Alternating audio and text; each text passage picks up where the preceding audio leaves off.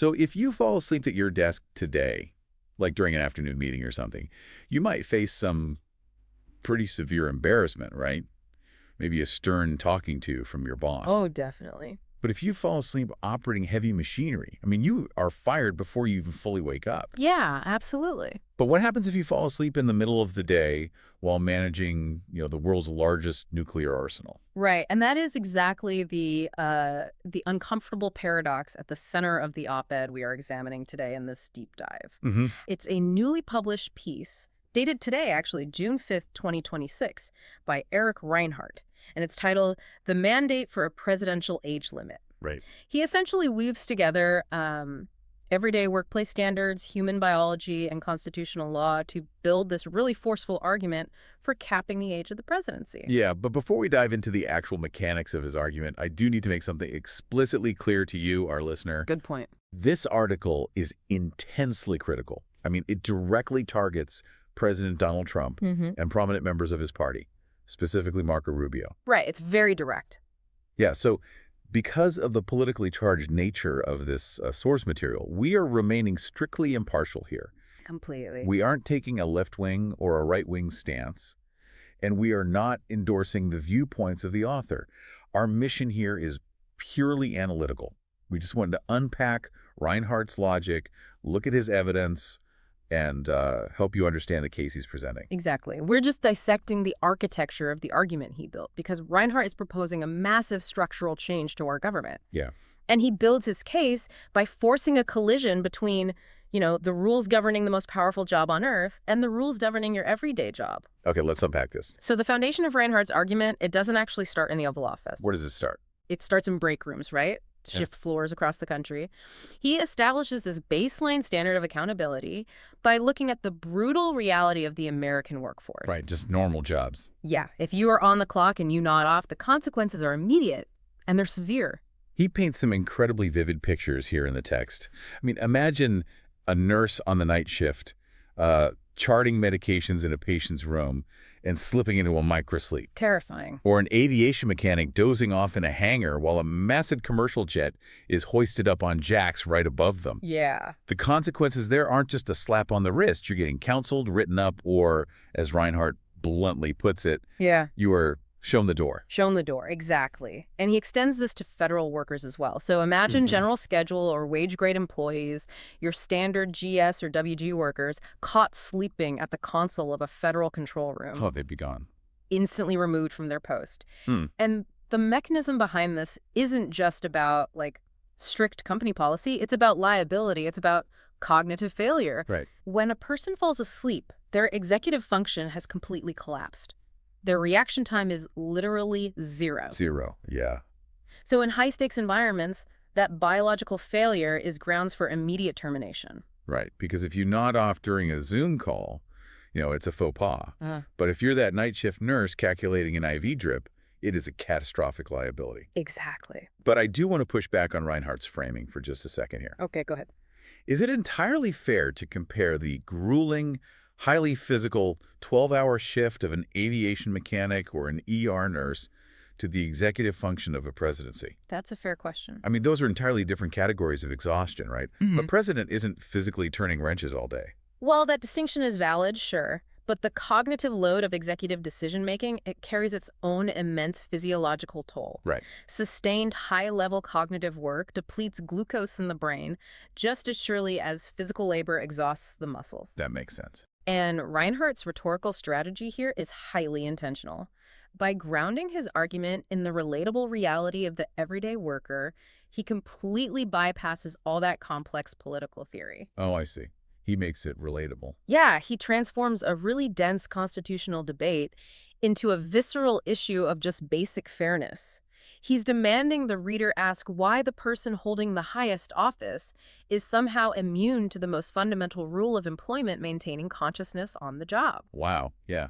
And that jarring contrast, between the mechanic on the floor and the man in the Oval Office, it brings us to the specific catalyst for this op-ed. Yes, the incident. Right. Reinhardt points directly at the current reality, specifically focusing on President Donald Trump, who is 79 years old, falling asleep in broad daylight during cabinet meetings while being briefed on active crises. And Reinhardt zeroes in on a very specific, surreal moment that was broadcast recently on C-SPAN. Right, it plays out almost like a dark comedy. Yeah, it really does. Reinhardt describes watching Congressman Marco Rubio sitting in a hearing, and he is swearing emphatically that Donald Trump does not fall asleep during these critical cabinet meetings. Right. And the broadcast cuts to a split screen. This part's wild. On one side, you have Rubio defending the president's supposedly boundless stamina. And on the exact same screen, right next to him, sits Trump with his eyes completely closed. Yeah. I mean, he is utterly out. What's fascinating here is how the author analyzes the ecosystem surrounding that exact moment. Reinhardt admits he initially laughed at the absurdity of the visual contradiction. Sure, it's a crazy visual. But the humor quickly evaporated when he considered the psychological implications of what he was actually watching. Yeah, he levels a really scathing critique at the aides and the defenders, the people he labels sycophants. Right. Because when that video clip started circulating, the explanations immediately flooded in from his team. Oh yeah, they were spinning it hard. Aides claimed the president was just resting his eyes, or that he was in a state of intense, focused listening. Right. Some even claimed he was simply bored by the material. And that specific excuse, the boredom thing, that is what Reinhardt flags as a profound systemic failure. Really? Why that one? Because we are looking at the psychology of the political bubble. The people in power will eagerly lie to the public, twisting the biological failure of falling asleep into this bizarre assertion of intellectual superiority. Oh, like he's too smart for the briefing. Exactly. He's just bored by a national security briefing. It creates an insulated echo chamber where accountability just vanishes. If an aide is willing to look at a sleeping leader and call it intense focus, that leader is effectively cut off from reality. Yeah, if the aides are actively spinning a nap as boredom, we have to look at what is actually happening beneath all that spin. Right. And Reinhardt strips away the political circus of that C-SPAN video and forces us to confront the inescapable biological reality of a 79-year-old body. He does, and he introduces a deeply personal, almost vulnerable comparison here. Yeah, the story about his grandmother. Right. He writes about taking care of his own grandmother, noting how she frequently drifted off during the afternoon. And the author isn't framing this as a moral failing, or lack of character. It is simply cellular biology. Right. It happens to everyone. As the human brain ages, the suprachiasmatic nucleus, which is the part of the brain that regulates our circadian rhythms, begins to deteriorate. Okay. So older adults often experience highly fragmented sleep at night, which biologically forces the body to demand restorative microsleeps during the day. So Donald Trump is essentially a 79-year-old grandfather experiencing the exact same circadian breakdown as millions of other elderly Americans. Precisely. The terrifying difference, as Reinhardt points out, is that most grandfathers aren't sitting in the Situation Room trying to process the geopolitical nuances of a global conflict. No, they aren't. And here's where it gets really interesting. Yeah. Reinhardt draws this incredible juxtaposition between this undeniable biological decline and the president's own boastful behavior. Right. We see a stark contrast between the midnight habits and the midday reality. Exactly. You have a 79-year-old crashing at noon during vital national security briefings. Yet that same individual's up past midnight rage posting on social media. Right. And more bizarrely, he is actively bragging about passing MoCA cognitive screening tests. Oh, the MoCA tests. Yeah, and Reinhardt is quick to clarify what a MoCA test actually is. It stands for Montreal Cognitive Assessment. It is a baseline medical tool specifically designed to detect early signs of dementia and cognitive decline. It asks patients to do things like draw a clock face or identify an illustration of a lion. Right. Treating a MoCA test like an IQ exam fundamentally misunderstands neurology. Yeah. Passing it doesn't mean you are a genius. It just means you aren't currently exhibiting clinical signs of severe cognitive impairment. Right. It's like a professional race car driver publicly bragging that they managed to pass the basic vision test at the DMV. That captures the absurdity perfectly. And Reinhardt uses this juxtaposition to redefine what actual leadership requires. That's correctly. Leadership isn't staying up all night seeking dopamine hits and validation on the internet. And it definitely isn't boasting about passing a baseline dementia screen. No. According to Reinhardt, leadership is stamina. Yeah. It is the neurological discipline required to remain awake, highly focused, and intellectually present when lives are literally on the line. Right. It is holding yourself to the precise standard that you enforce on the 2 million federal workers operating under your command. 2 million federal workers who, as we established earlier, would be fired for doing exactly what the president is doing on camera, Instantly. which reveals a massive legal disconnect here. We aren't just talking about abstract fairness anymore. No. The federal government already has an entire legal framework designed to manage the biological reality of aging. They manage it ruthlessly for everyone except the commander-in-chief. Yeah, Reinhardt brings in the hard data regarding federal employment law, exposing a really profound structural hypocrisy. Let's look at that. Let's look at the military. By law, most military officers and enlisted troops face mandatory retirement by the age of 62. Wow. 62? Yeah, the Department of Defense relies on mountains of actuarial and physiological data proving that beyond a certain point, the human body just cannot sustain the rigors of command and combat readiness. The irony there is blinding. A 79-year-old who sleeps through a briefing could not legally wear the uniform of the military he commands. No. He would have been forced into retirement almost 2 decades prior. 2 decades, yeah. And the author traces this logic straight into civilian federal roles as well. Like what? Consider federal law enforcement officers, right, or law enforcement park rangers. They face a mandatory retirement age of 57. 57, that's young. It is, but the rationale is firmly rooted in biology. Their work is physically dangerous and demands split-second cognitive processing. Reaction times peak in our 20s, and they just steadily decline. The government officially legislates that at age 57, the human nervous system cannot safely guarantee the sustained vigilance required for those high-stakes roles. So if that president were a GS-13 employee running critical operations, he'd be counseled and eventually terminated. Without a doubt. If he were a wage-grade mechanic sleeping on duty, security would physically walk him out of the facility. Right. So what does this all mean? How does our legal system justify forcing a park ranger into retirement at 57 because they might not be sharp enough to manage a national park, while simultaneously granting a 79-year-old completely unrestricted access to the nuclear launch codes?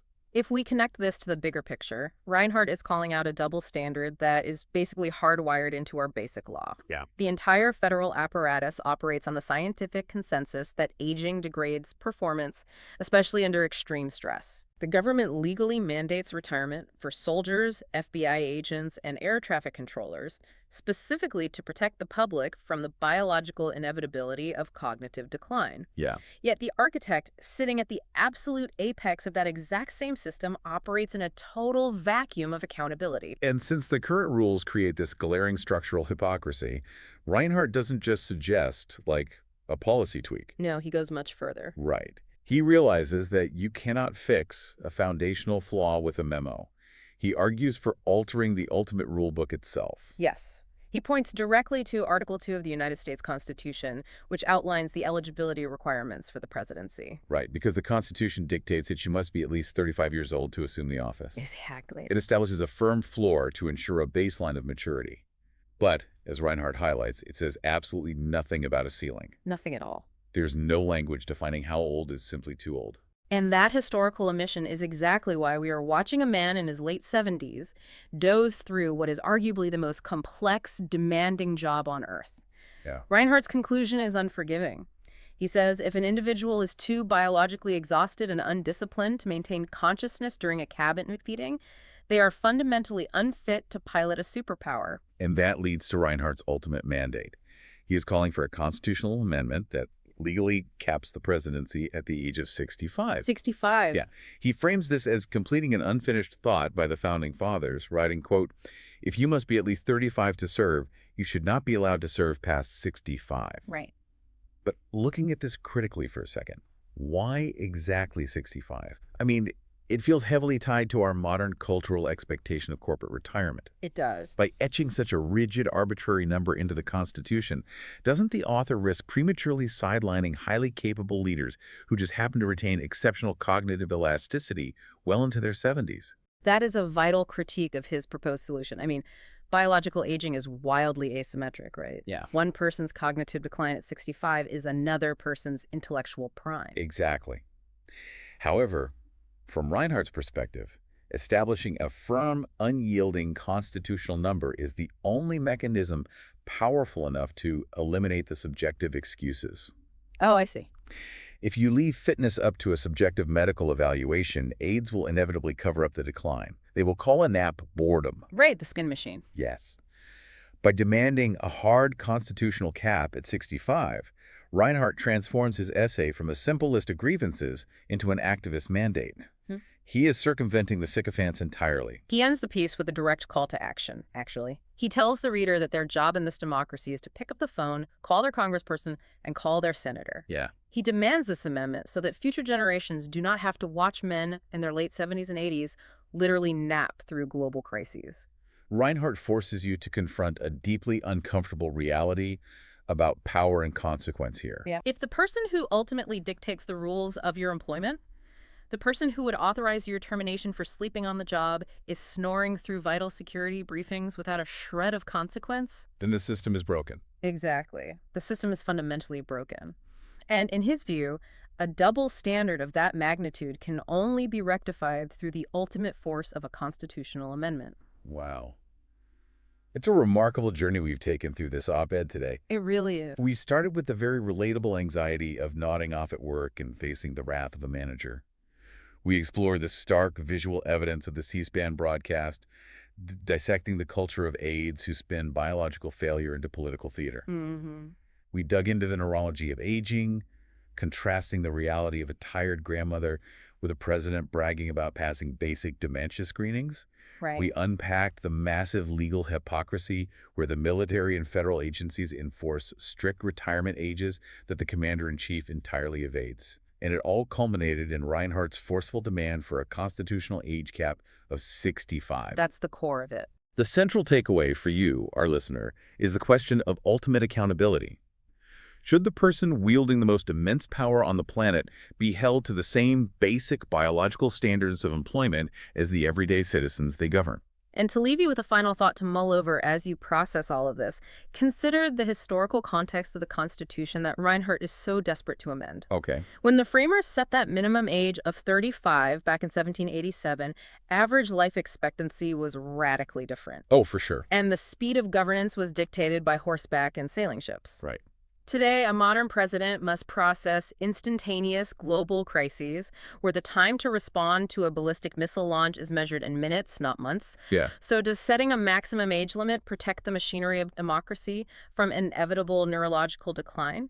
Or does a rigid constitutional cap risk robbing the nation of its most experienced minds precisely at a moment when a lifetime of accumulated geopolitical wisdom might be the only thing standing between stability and catastrophe?